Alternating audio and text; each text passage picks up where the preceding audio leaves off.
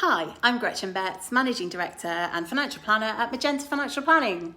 This video is about how compound interest works. Compound interest occurs when interest gets added to the original amount you've invested or borrowed, and then the interest rate applies to the new larger amount. It's essentially interest on interest, which over time leads to higher growth. Compounding can work to your advantage as your savings and investments grow over time, or against you if you're paying off debt. So how does compound interest really work? Say you put in £1,000 into a savings account with a 10% interest rate. I know that's high, but it makes the maths easy. And that compounds annually. At the end of the first year, you'll have £1,100, the initial £1,000 plus £100 in interest. That £100 is simple interest based on the original amount invested. At the end of the second year, you'll have £1,210. That's £1,100 from the previous year, plus £110 in added interest, 10% of the £1,100.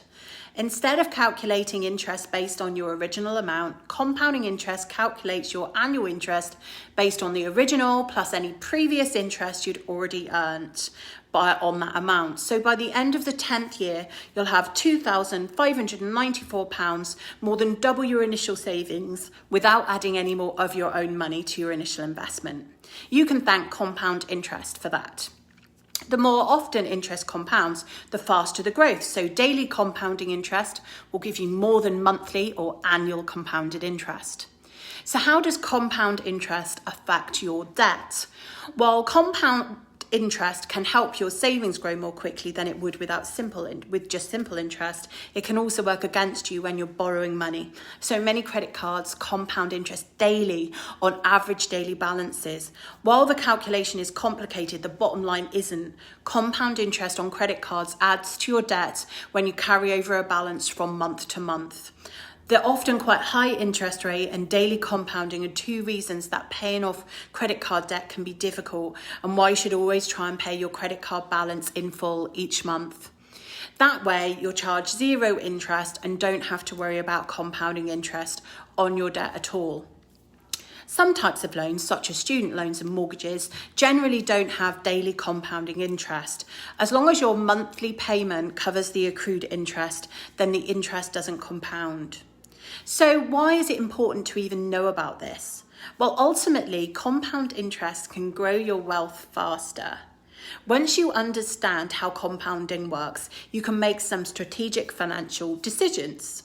So, for example, you could look for a savings account that offers a daily rather than monthly or yearly compounding interest, and you can look to manage debts better if you have a credit card. With investments, particularly those that attract tax relief, like pensions and ISAs, you can see how compounding will make that tax relief much more valuable than the original value invested.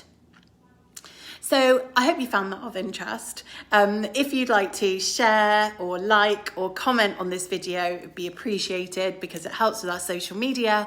But also, if you'd like to hear more about financial planning or want to understand compounding in a bit more detail, then just drop me a message. Thanks for listening.